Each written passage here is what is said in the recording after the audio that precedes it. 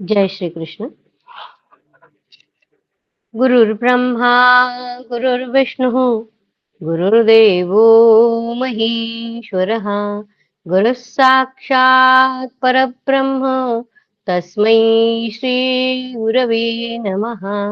कृष्णाय वासुदेवाय हरये परमात्मने प्रणतक्लेशनाशाय गोविन्दाय नमो नमः।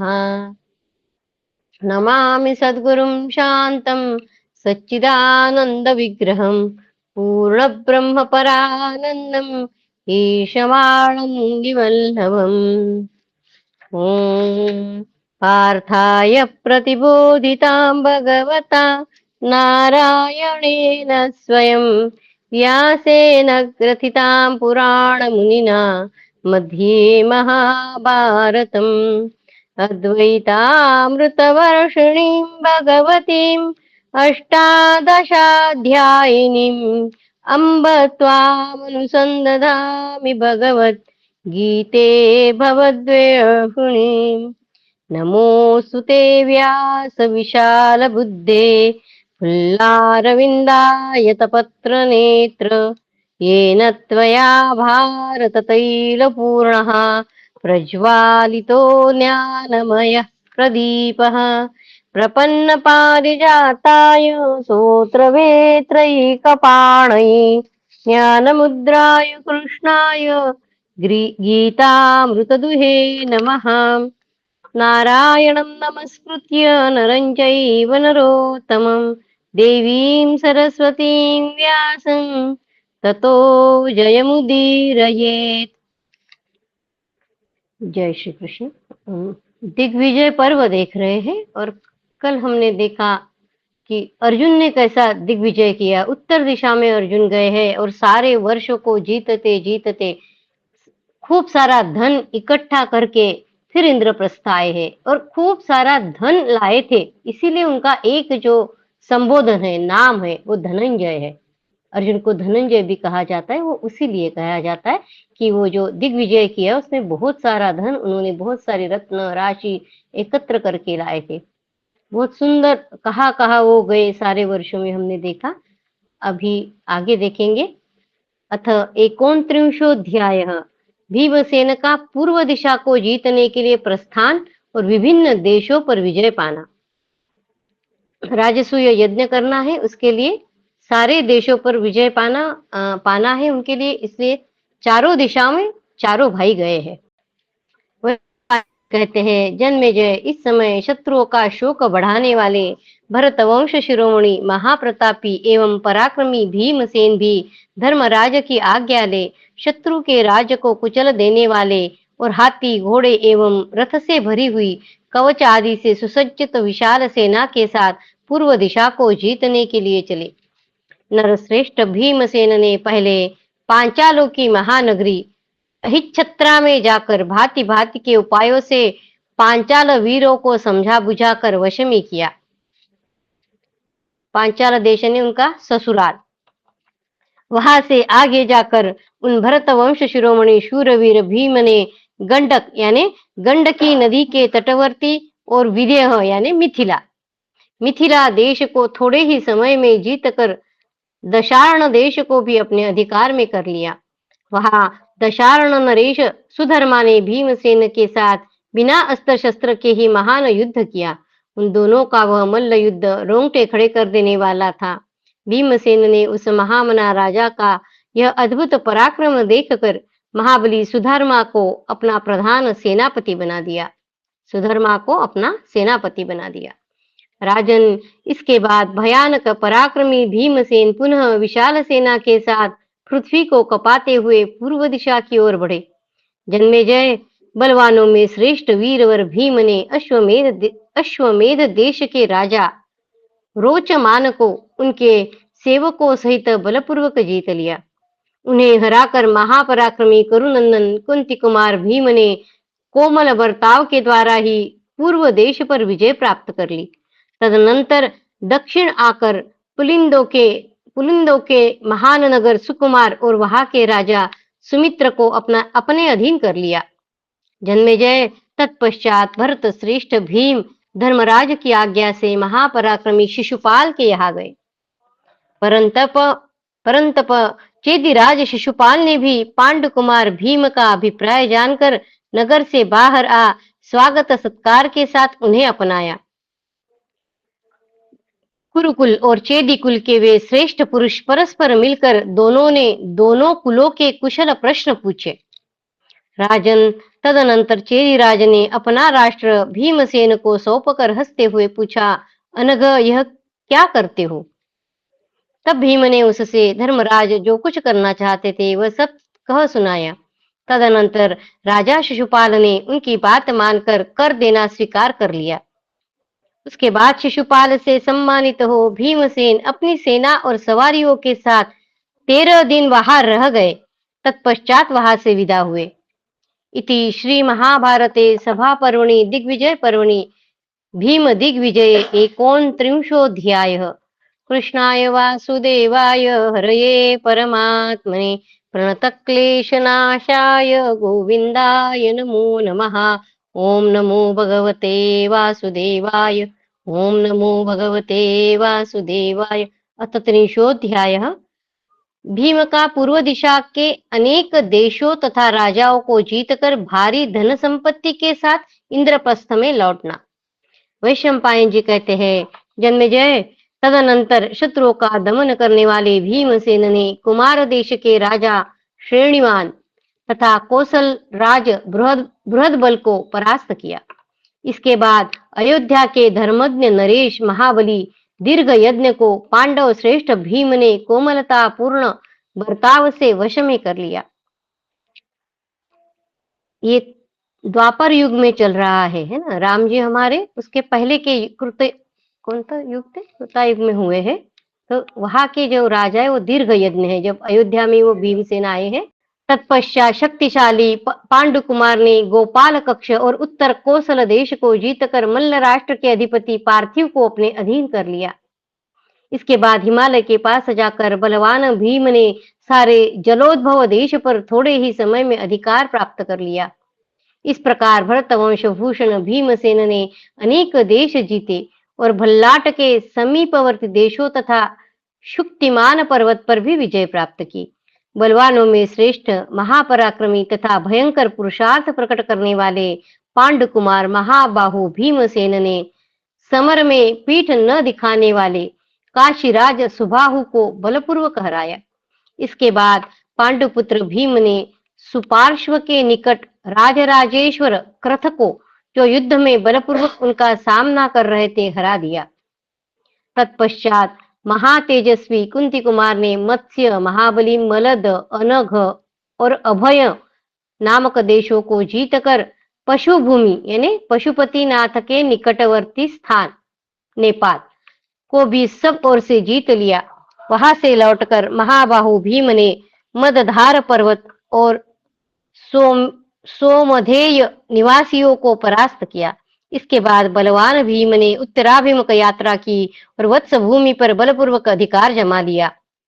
फिर क्रमशः भर्गों के स्वामी, निषादों के अधिपति तथा मणिमान आदि बहुत से भूपालों को अपने अधिकार में कर लिया। तदनंतर दक्षिण मल्ल देश तथा भोगवान पर्वत को भीमसेन ने अधिक प्रयास किए बिना ही वेगपूर्वक जीत लिया। शर्मक और वर्मकों को उन्होंने समझा बुझाकर ही जीत लिया। विदेह देश के राजा जनक को भी पुरुष सिंह भीम ने अधिक उग्र प्रयास किए बिना ही परास्त किया। फिर शंकों और बर्बरों पर छल से विजय प्राप्त कर ली। विदेह देश में ही ठहरकर कुंती कुमार भीम ने इंद्र पर्वत के निकटवर्ती 7 किरात राजों को जीत लिया। इसके बाद सुम्भ और प्रसुम्भ देश के राजाओं को, जिनके पक्ष में बहुत लोग थे, अत्यंत पराक्रमी और बलवान कुंती कुमार भीम युद्ध में परास्त करके मगध देश को चल दिए। मार्ग में दंडधार तथा अन्य राजाओं को जीतकर उन सब के साथ वे गिरिव्रज नगर में आए। वहां जरासंध कुमार सहदेव को सांत्वना देकर उसे कर देने की शर्त पर उसी राज्य पर प्रतिष्ठित कर दिया और उन सब के साथ बलवान भीम ने कर्ण पर चढ़ाई की। पांडव श्रेष्ठ भीम ने पृथ्वी को कंपित सी करती हुई चतुरंगनी सेना साथ ले शत्रुघाती कर्ण के साथ युद्ध छेड़ दिया। उस युद्ध में कर्ण को परास्त करके उस युद्ध में कर्ण को परास्त करके अपने वश में कर लेने के पश्चात बलवान भीम ने पर्वतीय राजाओं पर विजय प्राप्त की।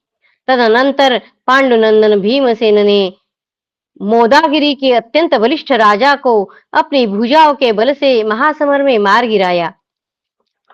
तत्पश्चात भीमसेन पुंड्रक देश के अधिपति महाबली वीर राजा वासुदेव के साथ, जो कोसी नदी के कछार में रहने वाले तथा महान तेजस्वी थे, जा भिड़े। वे दोनों ही बलवान एवं दुस्सह पराक्रम वाले वीर थे।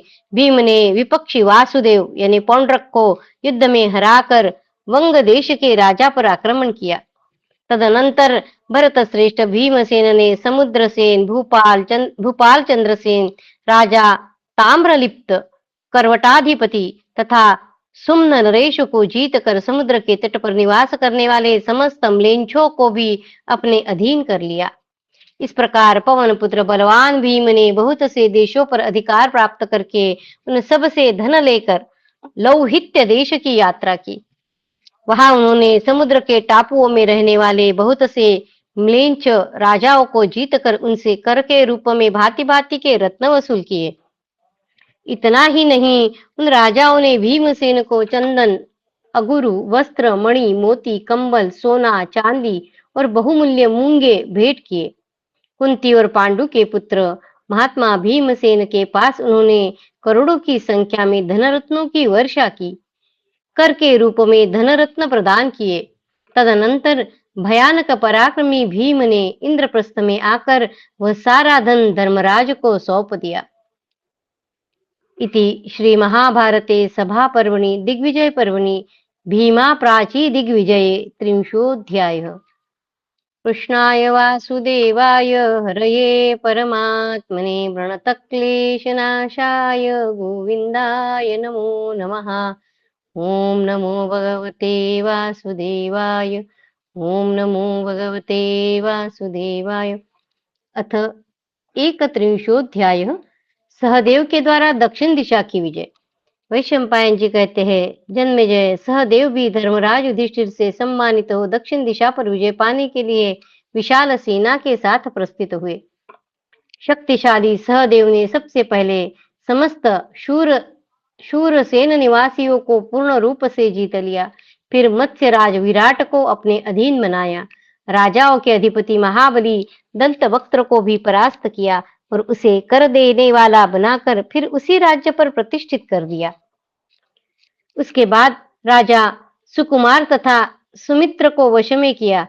इसी प्रकार अपर मत्स्यों और लुटारों पर भी विजय प्राप्त की। तदनंतर निषाद देश तथा पर्वत प्रवर गोशृंग को जीतकर बुद्धिमान सहदेव ने राजा श्रेणीमान को वेगपूर्वक परास्त किया।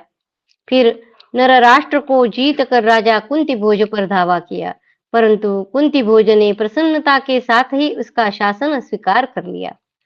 इसके बाद चर्मणवती के तट पर सहदेव ने जंभक के पुत्र को देखा, जिसे पूर्व वैरी वासुदेव ने जीवित छोड़ दिया था। उस जंभक पुत्र ने सहदेव के साथ घोर संग्राम किया, परंतु सहदेव ने उसे युद्ध में जीतकर दक्षिण दिशा की ओर बढ़ गए। वहां महाबली माद्री कुमार ने सेक और अपर सेक देशों पर विजय पाई और उन सब से नाना प्रकार के रत्न भेंट में लिए। तत्पश्चात सेकाधिपति को साथ ले उन्होंने नर्मदा की ओर प्रस्थान किया। अश्विनी कुमारों के पुत्र प्रतापी सहदेव ने वहां युद्ध में विशाल सेना से घिरे हुए अवंती के राजकुमार विंद और अनुविंद को परास्त किया। वहां से रत्नों की भेंट लेकर वे भोजकट नगर में गए। अपनी मर्यादा से कभी च्युत न होने वाले राजन वहां 2 दिनों तक युद्ध होता रहा। माद्रीनंदन ने उस संग्राम में दुर्धर्ष वीर भीष्मक को परास्त करके कौशलाधिपति वेणा नदी के तटवर्ती प्रदेशों के स्वामी कंतारक तथा पूर्व कौशल के राजाओं को भी समर में पराजित किया। तत्पश्चात नाटकेयों और हेरंबकों को हेरंबकों को भी युद्ध में हराया। महाबली पांडुनंदन सहदेव ने मारुध तथा रम्य ग्राम को बलपूर्वक परास्त करके नाचिन, अर्बुक तथा समस्त वनेचर राजाओं को जीत लिया। तदनंतर महाबली माद्री कुमार ने राजा वाताधिप को वश में किया। फिर पुलिंदों को संग्राम में हराकर नकुल के छोटे भाई सहदेव दक्षिण दिशा में और आगे बढ़ गए। तत्पश्चात उन्होंने पांड्य नरेश के साथ एक दिन युद्ध किया। उन्हें जीतकर महाबाहु सहदेव दक्षिणापथ की ओर गए और लोकविख्यात किष्किंधा नामक गुफा में जा पहुंचे। वहां वानर राज मैंद और द्विविध के साथ उन्होंने 7 दिनों तक युद्ध किया, किंतु उन दोनों का कुछ बिगाड़ न हो सका। तब वे दोनों महात्मा वानर अत्यंत प्रसन्न हो सहदेव से प्रेम पूर्वक बोले, पांडव प्रवर, तुम सब प्रकार के रत्नों की भेंट लेकर जाओ। परम बुद्धिमान धर्मराज के कार्य में कोई विघ्न नहीं पड़ना चाहिए। तदनंतर वे नरश्रेष्ठ वहां से रत्नों की भेंट लेकर माहिष्मतीपुरी को गए और वहां राजा नील के साथ घोर युद्ध किया। ये जो नील है यह इक्ष्वाकु वंशीय दुर्जय का पुत्र था। इसका दूसरा नाम दुर्योधन था। यह राजा बड़ा धर्मात्मा था। इसकी कथा अनुशासन पर्व के दूसरे अध्याय में आती है। इसकी कथा आगे आने वाली है। इस रीछ की, नील की, माहिष्मतीपुरी का नील राजा की कथा अनुशासन पर्व में आएगी। शत्रुवीरों का नाश करने वाले पांडुपुत्र सहदेव बड़े प्रतापी थे। उनसे राजा नील का जो महान युद्ध हुआ वह कायरों को भयभीत करने वाला, सेनाओं का विनाशक और प्राणों को संशय में डालने वाला था। भगवान अग्निदेव राजा नील की सहायता कर रहे थे। उस समय सहदेव की सेना में रथ, घोड़े, हाथी, मनुष्य और कवच सभी आग से जलते दिखाई देने लगे। जन्मेजय, इससे कुरुनंदन सहदेव के मन में बड़ी घबराहट हुई। वे इसका प्रतिकार करने में असमर्थ हो गए। जन्मेजय ने पूछा, ब्राह्मण, सहदेव तो यज्ञ के लिए ही चेष्टा कर रहे थे, फिर भगवान अग्निदेव उस युद्ध में उनके विरोधी कैसे हो गए? जन्मेजय पूछ रहे हैं कि सहदेव तो यज्ञ के लिए ही जो क्रिया कर रहे हैं, पर भगवान अग्निदेव उस युद्ध में उनके विरोधी कैसे हो गए? वैशंपायन जी कहते हैं, जन्मेजय, सुनने में आया है कि माहिष्मती नगरी में निवास करने वाले भगवान अग्निदेव किसी समय उस नील राजा की कन्या सुदर्शना के प्रति आसक्त हो गए। माहिष्मती नगरी में निवास करने वाले भगवान अग्निदेव, अच्छा, अग्निदेव किसी समय उस नील राजा की कन्या सुदर्शना के प्रति आसक्त हो गए। राजा नील की एक कन्या थी जो अनुपम सुंदरी थी। वह सदा अपने पिता के अग्निहोत्र गृह में अग्नि को प्रज्वलित करने के लिए उपस्थित हुआ करती थी।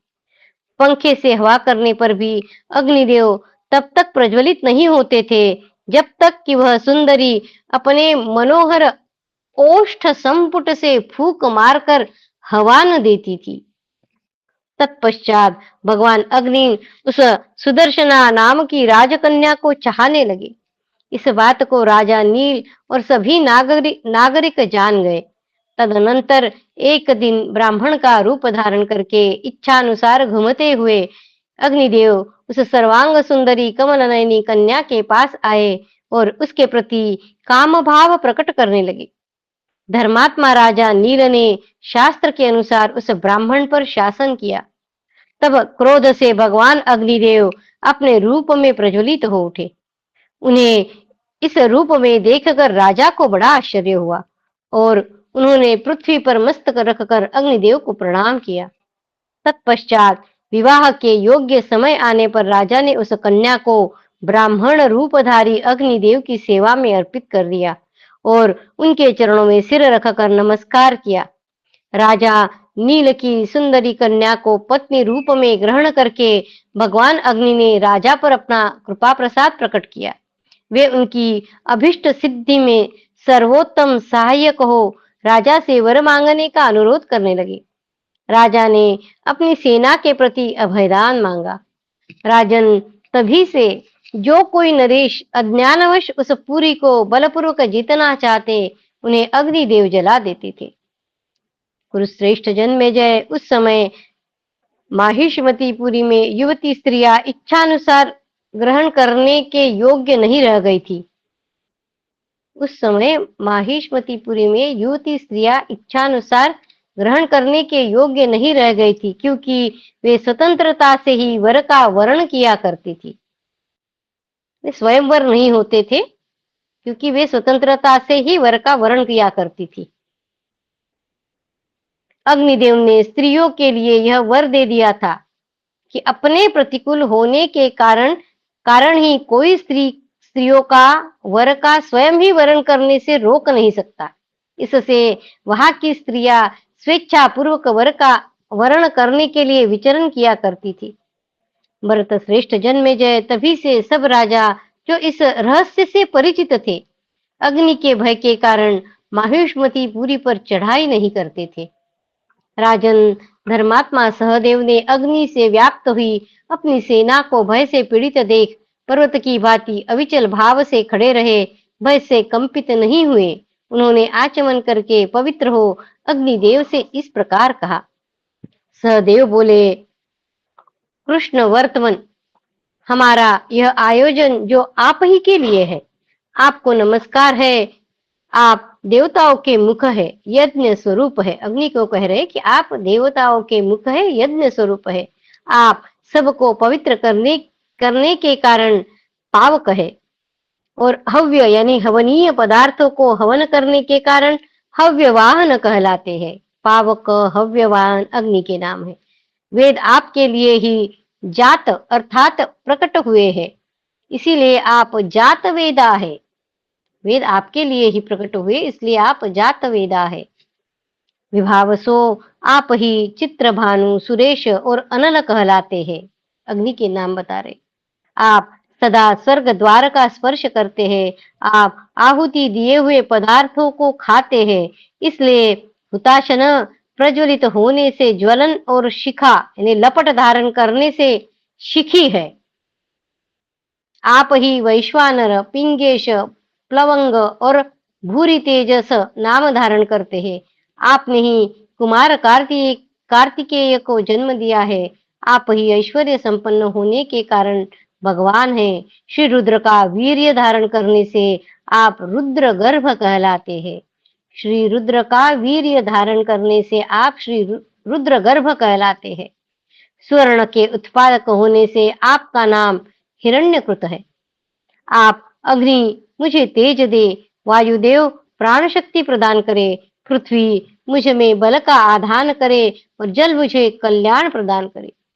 जल को प्रकट करने वाले महान शक्ति संपन्न जात वेदा सुरेश्वर अग्निदेव, आप देवताओं के मुख है।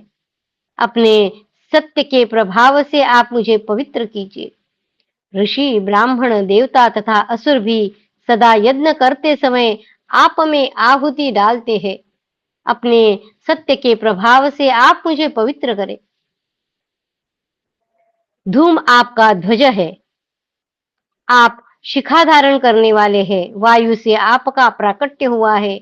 आप समस्त पापों के नाशक है। संपूर्ण प्राणियों के भीतर आप सदा विराजमान होते हैं। अपने सत्य के प्रभाव से आप मुझे पवित्र कीजिए।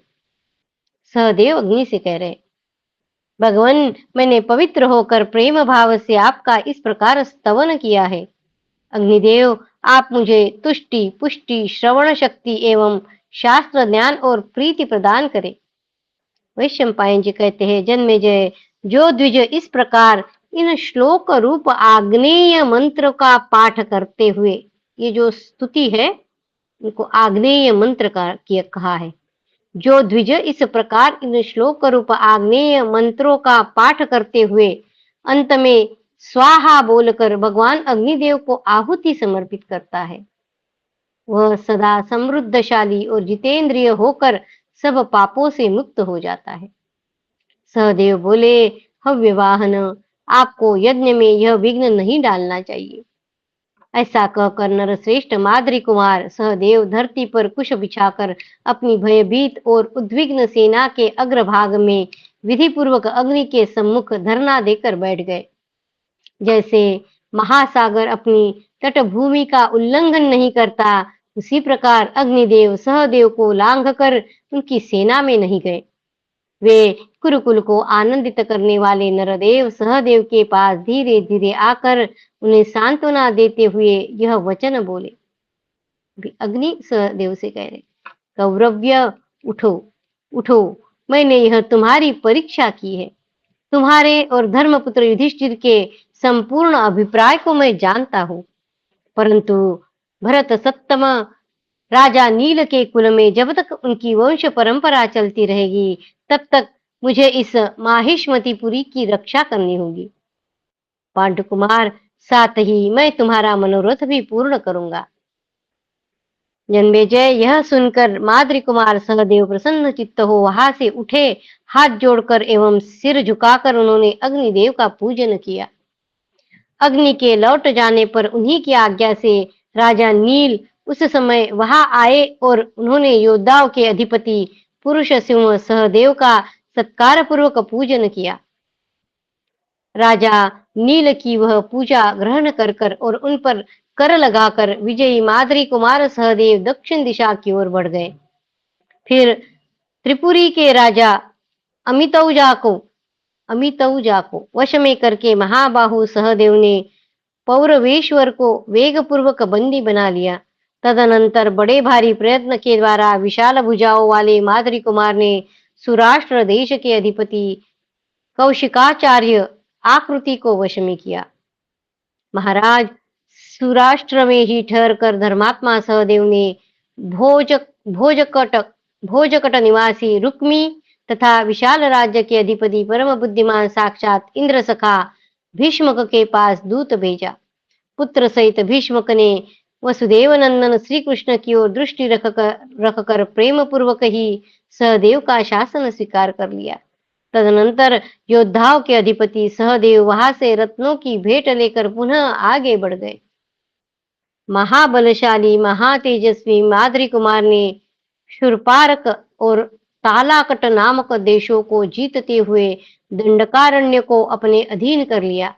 तत्पश्चात समुद्र के द्वीपों में निवास करने वाले म्लेच्छ जातीय राजाओं, निषादों तथा राक्षसों कर्ण प्रावरणों को भी परास्त किया। कर्ण प्रावरणों को, इसका क्या अर्थ है? जो अपने कानों से ही शरीर को ढक ले, जो अपने कानों से ही शरीर को ढक ले, उन्हें कर्ण प्रावरण कहते हैं। प्राचीन काल में ऐसे जाति के लोग थे जिनके कान पैरों तक लटकते थे। प्राचीन काल में ऐसे लोग थे जिनके कान पैरों तक लटकते थे और उन कानों से वे अपने शरीर को ढक लेते थे, इसलिए उन्हें कर्ण प्रावरण कहा गया है। कालमुख नाम से प्रसिद्ध जो मनुष्य और राक्षस दोनों के संयोग से उत्पन्न हुए योद्धा थे, उन पर भी विजय प्राप्त की। समूचे कोलगिरी, सुरभिपत्तन, ताम्रद्वीप, रामक पर्वत तथा तिमिंगिल नरेश को भी अपने वश में करके परम बुद्धिमान सहदेव ने एक पैर के पुरुषों, केरलों, वनवासियों, संजयंती नगरी तथा पाखंड और करहाटक देशों को दूतों द्वारा संदेश देकर ही अपने अधीन कर लिया और उन सब से कर वसूल कर लिया। पांड्य, द्रविड़, उंड्र, केरल, आंध्र, तालवन, कलिंग, उष्ट्रकर्णिक, रमणीय आटवीपुरी तथा यवनों के नगर, उन सब को उन्होंने दूतों द्वारा ही वश में कर लिया और सबको कर देने के लिए विवश किया। वहां से समुद्र के तट पर पहुंचकर पांडुनंदन सहदेव ने सेना का पड़ाव डाला। तदनंतर महाबाहु सहदेव ने अत्यंत बुद्धिमान, मंत्रणा देने में कुशल सचिवों के साथ बैठकर बहुत देर तक विचार विमर्श किया। राजेंद्र जन्मेजय उन सब की सम्मति को आदर देते हुए माद्री कुमार ने अपने भतीजे राक्षसराज घटोत्कच का तुरंत चिंतन किया। भीमसेन के पुत्र घटोत्कच, उनके चिंतन करते ही वह बड़े डील डोल वाला विशालकाय राक्षस दिखाई दिया। उसने सब प्रकार के आभूषण धारण कर रखे थे। ये देखा है हमने, हिडिंबा और भीमसेन का पुत्र घटोत्कच। उसके शरीर का रंग मेघों की काली घटा के समान था। उसके कानों में तपाए हुए स्वर्ण के कुंडल झिलमिला रहे थे। उसके गले में हार और भुजाओं में केयूर की विचित्र शोभा हो रही थी। कटिभाग में वह किनकिनी की मणियों से विभूषित था। उसके कंठ में स्वर्ण की माला, मस्तक पर किरीट और कमर में करधनी की शोभा हो रही थी। उसकी दाढ़ें बहुत बड़ी थी। सिर के बाल तांबे के समान लाल थे। मूछ दाढ़ी के बाल हरे दिखाई देते थे एवं आंखें बड़ी भयंकर थी। घटोत्कच का वर्णन कर रहे। उसकी भुजाओं में सोने के बाजूबंद चमक रहे थे। उसने अपने सब अंगों में लाल चंदन लगा रखा था। उसके कपड़े बहुत महीन थे। वह बलवान राक्षस अपने वेग से समूची पृथ्वी को हिलाता हुआ सा वहां पहुंचा। राजन, उस पर्वताकार घटोत्कच को आता देख वहां के सब लोग भय के मारे भाग खड़े हुए, मानो किसी सिंह के भय से जंगल के मृग आदि क्षुद्र पशु भाग रहे हो। घटोत्कच माद्रीनंदन सहदेव के पास आया, मानो रावण ने महर्षि पुलस्त के पास पदार्पण किया हो। महाराज तदनंतर घटोत्कच सहदेव को प्रणाम करके उनके सामने विनीत भाव से हाथ जोड़कर खड़ा हो गया और बोला, मेरे लिए क्या आज्ञा है। घटोत्कच मेरु पर्वत के शिखर जैसा जान पड़ता था। उसका आया देख पांडुनंदन सहदेव ने दोनों भुजाओं में भरकर उसे हृदय से लगा लिया और बार बार उसका मस्तक सूंघा। तत्पश्चात उसका स्वागत सत्कार करके मंत्रियों सहित सहदेव बड़े प्रसन्न हुए और इस प्रकार बोले।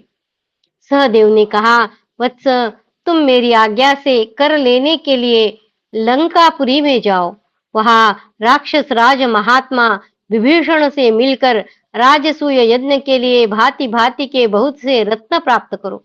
महाबली वीर उनकी ओर से भेंट में मिली हुई सब वस्तुएं लेकर शीघ्र यहाँ लौट आओ।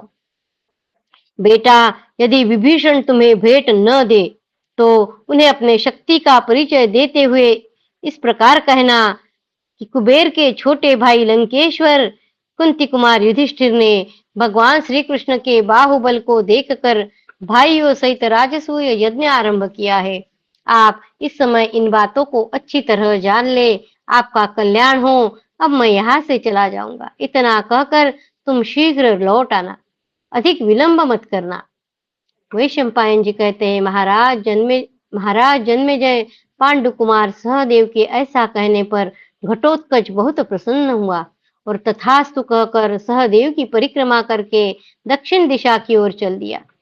इस प्रकार समुद्र के तट पर पहुंचकर बुद्धिमान शत्रुदमन धर्मात्मा माद्रवती कुमार ने महात्मा पुलस्त्य नंदन विभीषण के पास प्रेम पूर्वक घटोत्कच को अपना दूत बनाकर भेजा। राजन, लंका की ओर जाते हुए घटोत्कच ने समुद्र को देखा। वह कछुओं, मगरों, नाकों तथा मत्स्य आदि जल जंतुओं से भरा हुआ था। उसमें ढेर के ढेर शंख और सिपियां छा रही थी। भगवान श्री राम के द्वारा बनवाए हुए पुल को देखकर घटोत्कच को भगवान के पराक्रम का चिंतन हो आया।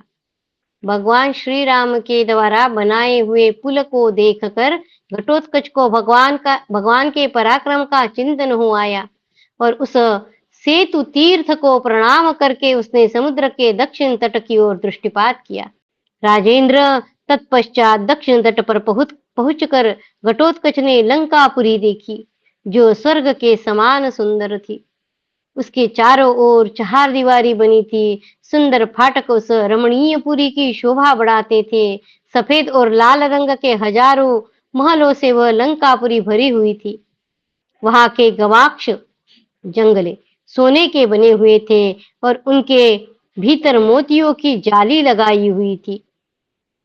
कितने ही गवाक्ष सोने, चांदी तथा हाथी दांत की जालियों से सुशोभित थे। कितनी ही अट्टालिकाएं तथा गोपुर उस नगर की शोभा बढ़ाते थे। स्थान स्थान पर सोने के फाटक लगे हुए थे। वहां दिव्य दुंदुभियों की गंभीर ध्वनि गूंजती रहती थी। बहुत से उद्यान और वन उस नगर की श्रीवृद्धि कर रहे थे। उसमें चारों ओर फूलों की सुगंध छा रही थी। वहां की लंबी चौड़ी सड़कें बहुत सुंदर थी। भांति भांति के रत्नों से भरी पूरी लंका इंद्र की अमरावतीपुरी को भी लज्जित कर रही थी। घटोत्कच ने राक्षसों से सेवित उस लंकापुरी में प्रवेश किया और देखा झुंड के झुंड राक्षस त्रिशूल और भाले लिए विचर रहे हैं। वे सभी युद्ध में कुशल है और नाना प्रकार के वेश धारण करते हैं। घटोत्कच ने वहां की नारियों को भी देखा। वे सब की सब बड़ी सुंदर थी। उनके अंगों में दिव्य वस्त्र, दिव्य आभूषण तथा दिव्य हार शोभा दे रहे थे। उनके नेत्रों के किनारे मदिरा के नशे से कुछ लाल हो रहे थे। उनके नितंब और उरोज उभरे हुए तथा मांसल थे। भीमसेन पुत्र घटोत्कच को वहां आया देख लंका निवासी राक्षसों को बड़ा हर्ष और विस्मय हुआ। इधर घटोत्कच इंद्र भवन के समान मनोहर राजमहल के द्वार पर जा पहुंचा और द्वारपाल से इस प्रकार बोला। घटोत्कच ने कहा, कुरुकुल में एक श्रेष्ठ राजा हो गए हैं। वे महाबली नरेश पांडु के नाम से विख्यात थे। उनके सबसे छोटे पुत्र का नाम सहदेव है। वे अपने बड़े भाई युधिष्ठिर का राजसूय यज्ञ संपन्न करने के लिए कटिबद्ध है। धर्मराज युधिष्ठिर के सहायक भगवान श्री कृष्ण हैं। सहदेव ने कुरुराज युधिष्ठिर के लिए कर लेने के निमित्त मुझे दूत बनाकर यहाँ भेजा है। मैं पुलस्त नंदन महाराज विभीषण से मिलना चाहता हूँ। तुम शीघ्र जाकर उन्हें मेरे आगमन की सूचना दो। वैशंपायन जी कहते हैं, जन्मेजय घटोत्कच का वह वचन सुनकर वह द्वारपाल बहुत अच्छा कहकर सूचना देने के लिए राजभवन के भीतर गया। वहां उसने हाथ जोड़कर दूत की कही हुई सारी बातें कह सुनाई। द्वारपाल की बात सुनकर धर्मात्मा राक्षस राज विभीषण ने उससे कहा, दूत को मेरे समीप ले आओ। राजेंद्र, धर्मज्ञ महात्मा विभीषण की ऐसी आज्ञा होने पर द्वारपाल बड़ी उतावली के साथ बाहर निकला और घटोत्कच से बोला, दूत आओ, महाराज से मिलने के लिए राजभवन में शीघ्र प्रवेश करो। द्वारपाल का कथन सुनकर घटोत्कच ने राजभवन में प्रवेश किया। तदनंतर उसमें प्रवेश करके उसने राक्षस राज विभीषण का महल देखा, जो अपनी उज्जवल आभा से कैलाश के समान जान पड़ता था। उसका फाटक तपाकर शुद्ध किए हुए सोने से तैयार किया गया था। चार दीवारी से घिरा हुआ वह राज मंदिर अनेक गोपुरों से सुशोभित हो रहा था। उसमें बहुत सी अट्टालिकाएं तथा महल बने हुए थे। भांति भांति के रत्न उस राजभवन की शोभा बढ़ाते थे। तपाए हुए स्वर्ण, रजत यानी चांदी तथा स्फटिक मणि के बने हुए खंबे नेत्र और मन को बरबस अपनी ओर खींच लेते थे। उन खंबों में हीरे और वैदूर्य जड़े हुए थे। सुनहरे रंग की विविध ध्वजा पताकाओं से उस भव्य भवन की विचित्र शोभा हो रही थी। विचित्र मालाओं से अलंकृत तथा विशुद्ध स्वर्णमय वेदिकाओं से विभूषित वह राजभवन बड़ा रमणीय दिखाई दे रहा था। उस महल की इन सारी मनोरम विशेषताओं को देखकर घटोत्कच ने जो ही भीतर प्रवेश किया, त्यों ही उसके कानों में मृदंग की मधुर ध्वनि सुनाई पड़ी। वहां वीणा के तार झंकृत हो रहे थे और उसके लय पर गीत गाया जा रहा था, जिसका एक एक अक्षर समताल के अनुसार उच्चारित हो रहा था। सैकड़ों वाद्यों के साथ दिव्य दुंदुभियों का मधुर घोष गूंज रहा था। वह मधुर शब्द सुनकर घटोत्कच के मन में बड़ी प्रसन्नता हुई। उसने अनेक मनोरम कक्षाओं को पार करके द्वारपाल के साथ जा सुन उसने अनेक मनोरम कक्षाओं को पार करके द्वारपाल के साथ जा सुंदर स्वर्ण सिंहासन पर बैठे हुए महात्मा विभीषण का दर्शन किया। उनका सिंहासन सूर्य के समान प्रकाशित हो रहा था। उसमें मोती तथा मणि आदि रत्न जुड़े हुए थे। वे दिव्य आभूषणों से राक्षस राज विभीषण के अंगों की विचित्र शोभा हो रही थी। उनका रूप दिव्य था। वे दिव्य माला और दिव्य वस्त्र धारण करके दिव्य गंध से अभिषिक्त हो बड़े सुंदर दिखाई दे रहे थे। उनकी अंग कांति सूर्य तथा अग्नि के समान उद्भासित हो रही थी। जैसे इंद्र के पास बहुत से देवता बैठते हैं, उसी प्रकार विभीषण के समीप उनके अनेक सचिव बैठे थे। बहुत से दिव्य सुंदर महारथी यक्ष अपनी स्त्रियों के साथ मंगल युक्त वाणी द्वारा विभीषण का विधि पूर्वक पूजन कर रहे थे। दो सुंदरी नारियां स्वर्णमय दंड से विभूषित बहुमूल्य चवर तथा व्यजन लेकर उनके मस्तक पर डुला रही थी। राक्षस राज विभीषण कुबेर और वरुण के समान राजलक्ष्मी से संपन्न एवं अद्भुत दिखाई देते थे। उनकी अंगों से दिव्य प्रभा चिटक रही थी। वे सदा धर्म में स्थित रहते थे। वे मन ही मन इक्ष्वाकु वंश शिरोमणि श्री रामचंद्र जी का स्मरण करते थे। वे मन ही मन इक्ष्वाकु वंश शिरोमणि श्री रामचंद्र जी का स्मरण करते थे। राजन, उन राक्षस राज विभीषण को देख घटोत्कच ने हाथ जोड़कर उन्हें प्रणाम किया और जैसे महापराक्रमी चित्ररथ इंद्र के सामने नम्र रहते हैं, उसी प्रकार महाबली घटोत्कच भी विनीत भाव से उनके सम्मुख खड़ा हो गया। राक्षस राज विभीषण ने उस दूत को आया हुआ देख उसका यथायोग्य सम्मान करके सांत्वना पूर्ण वचनों में कहा। विभीषण ने पूछा, दूत, जो महाराज मुझसे कर लेना चाहते हैं वे किसके कुल में उत्पन्न हुए हैं? उनके समस्त भाइयों तथा ग्राम और देश का परिचय दो।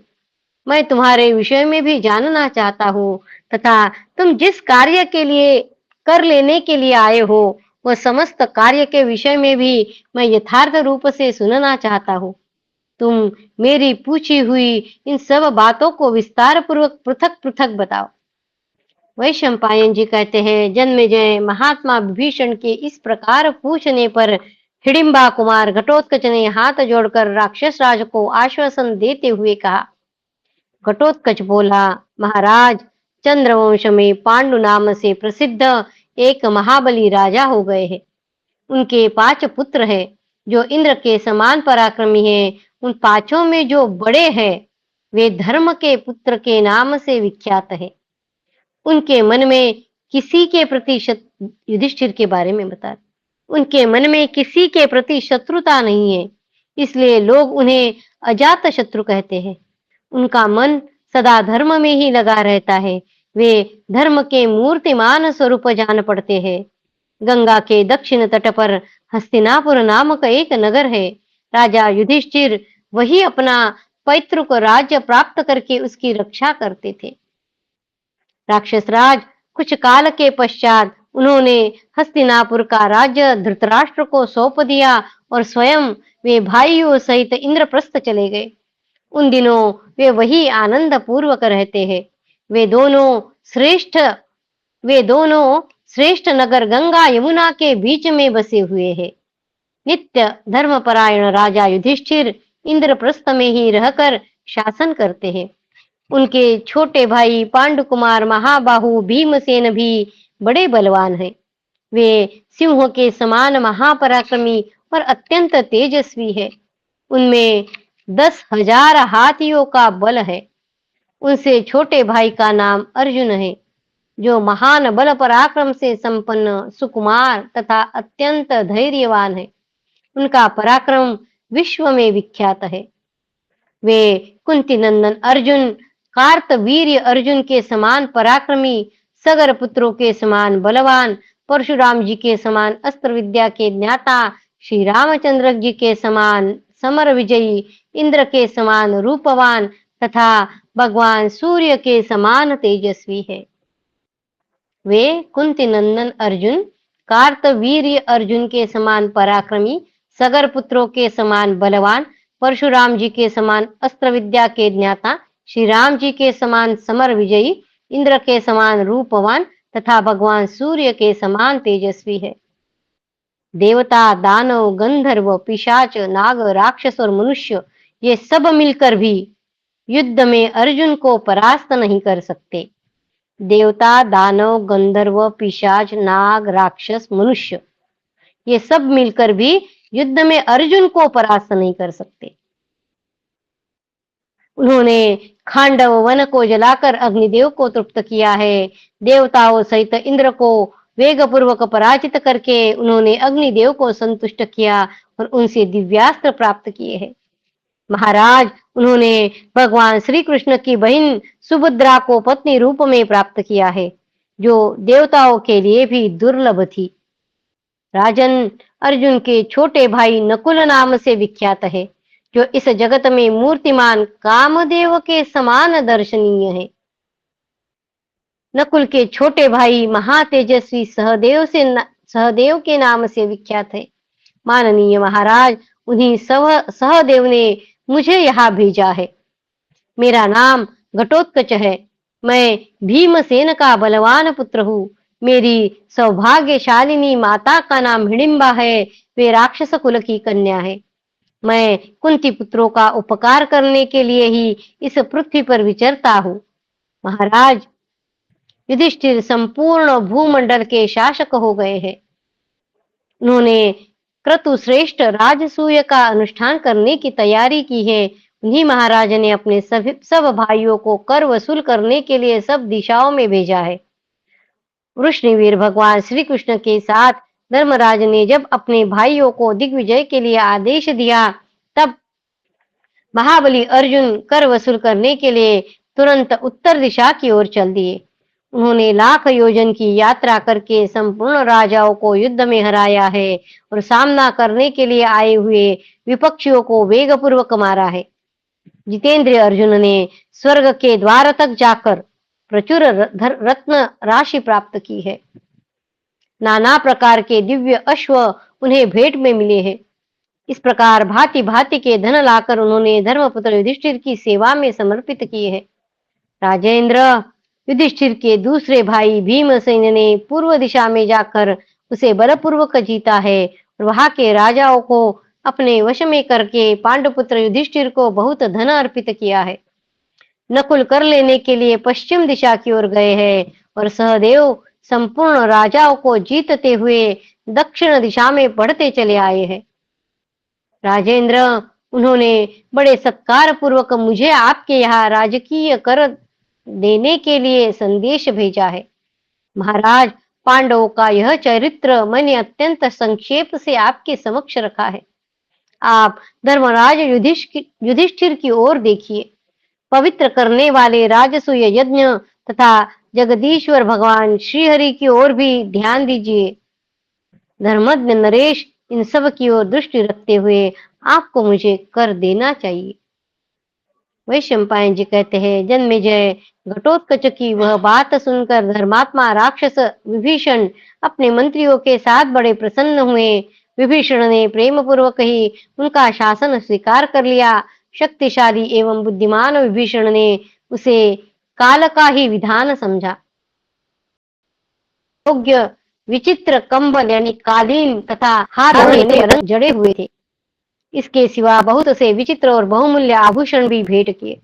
सुंदर मूंगे, भांति भांति के मणिरत्न, सोने के बर्तन, कलश, घड़े, विचित्र कढ़ाई और हजारों जलपात्र समर्पित किए। इनके सिवा चांदी के भी बहुत ऐसे बर्तन दिए जिनमें चित्रकारी की गई थी। कुछ ऐसे शस्त्र भेंट किए जिनमें स्वर्ण मणि और मोती जड़े हुए थे। यज्ञ के फाटक पर लगाने योग्य 14 ताड़ प्रदान किए। यज्ञ के फाटक पर लगाने योग्य 14 ताड़ प्रदान किए। स्वर्णमय कमल पुष्प और मणिजटित शिबिकाएं भी दी। बहुमूल्य मुकुट, सुनहले कुंडल, सोने के बने हुए अनेकानेक पुष्प, सोने के ही हार तथा चंद्रमा के समान उज्जवल एवं विचित्र शतावर्त शंख भेंट किए।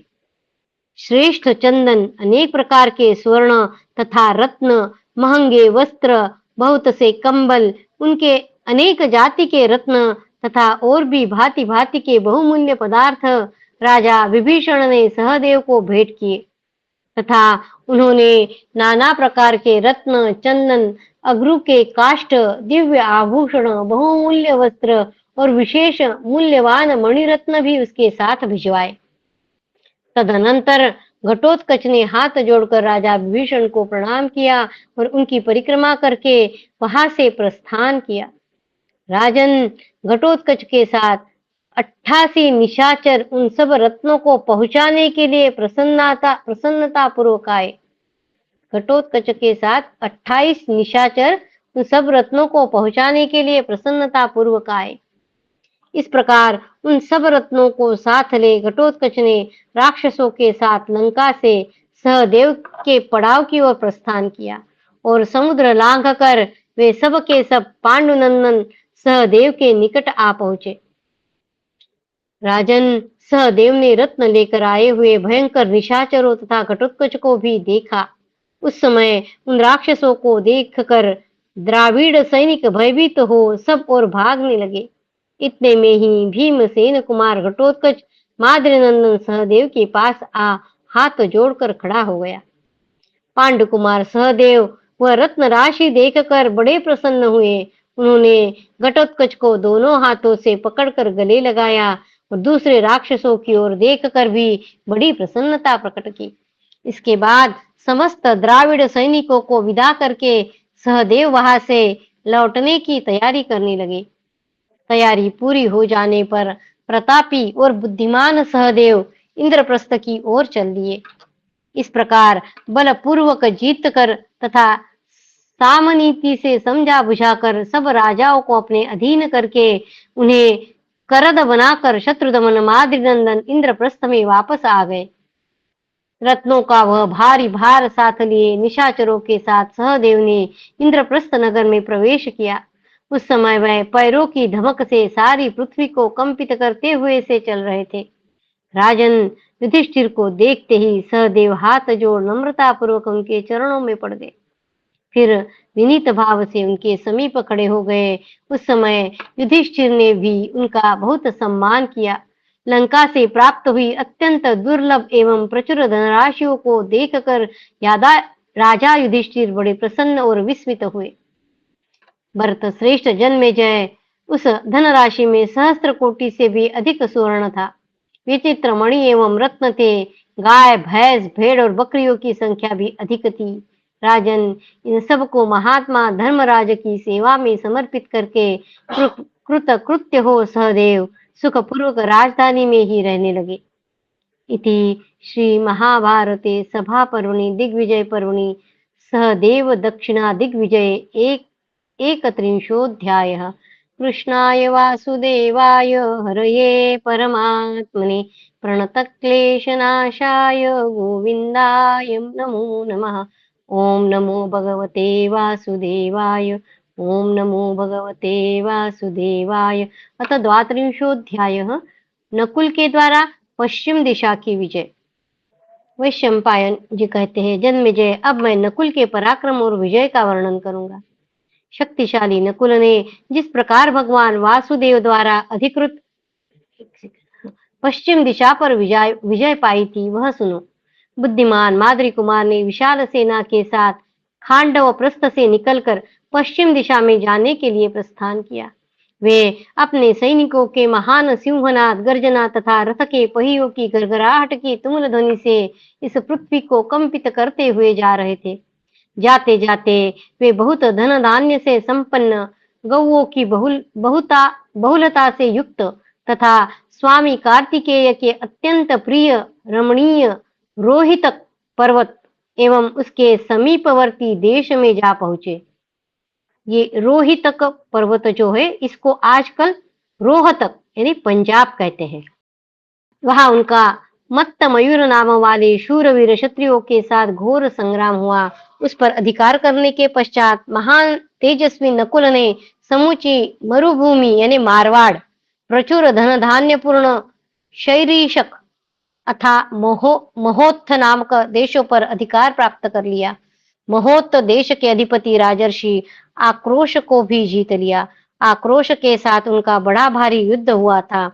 तत्पश्चात दशार्ण देश पर विजय प्राप्त करके पांडुनंदन नकुल ने शिबी, त्रिगर्त, अंबष्ठ, मालव, पंचकरपट एवं माध्यमिक देशों को प्रस्थान किया और उन सब को जीत कर वाटधान देशीय क्षत्रियों को भी हराया।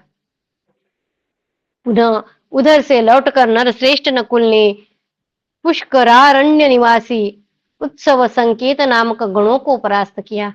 समुद्र के तट पर रहने वाले जो महाबली ग्रामणीय यानी ग्राम शासक के वंशज क्षत्रिय थे, सरस्वती नदी के किनारे निवास करने वाले जो शूद्र आभीरगण थे, मछलियों से जीविका चलाने वाले जो धीवर जाति के लोग थे, तथा जो पर्वतों पर वास करने वाले दूसरे दूसरे मनुष्य थे, उन सबको नकुल ने जीत कर अपने वश में कर लिया। फिर संपूर्ण पंचन पंचनद देश यानी पंजाब, 5 नदियां इसलिए उसे पंजाब कहते हैं। फिर संपूर्ण पंचनद देश पंजाब, अमर पर्वत, उत्तर ज्योतिष, दिव्य कटनगर और द्वारपालपुर को अत्यंत कांतिमान नकुल ने शीघ्र ही अपने अधिकार में कर लिया। रामठ, हार, हूण तथा अन्य जो पश्चिमी नरेश थे, उन सबको पांडु कुमार नकुल ने आज्ञा मात्र से अपने अधीन कर लिया। वहीं रहकर उन्होंने वसुदेव नंदन भगवान श्री कृष्ण के पास दूत भेजा। राजन, उन्होंने केवल प्रेम के कारण नकुल का शासन स्वीकार कर लिया। इसके बाद शाकल देश को जीतकर बलवान नकुल ने मद्र देश की राजधानी में प्रवेश किया और वहां के शासक अपने मामा, मद्र देश पर है ना, माद्री के पुत्र है, अपने मामा शल्य को प्रेम से ही वश में कर लिया। नकुल और सहदेव के मामा है शल्य। राजा शल्य ने सत्कार के योग्य नकुल का यथावत सत्कार किया। शल्य से भेंट में बहुत से रत्न लेकर योद्धाओं के अधिपति माद्री कुमार आगे बढ़ गए। तदनंतर समुद्री टापुओं में रहने वाले अत्यंत भयंकर म्लेच्छ, पल्लव, बर्बर, किरात, यवन, शकों को जीतकर उनसे रत्नों की भेंट ले विजय के विचित्र उपायों के जानने वाले कुरुश्रेष्ठ नकुल इंद्रप्रस्थ की ओर लौटे। महाराज, उन महामना नकुल के बहुमूल्य खजाने का बोझ 10,000 हाथी बड़ी कठिनाई से ढो रहे थे। इतना धन इकट्ठा किया है तो यज्ञ कैसे होगा वो।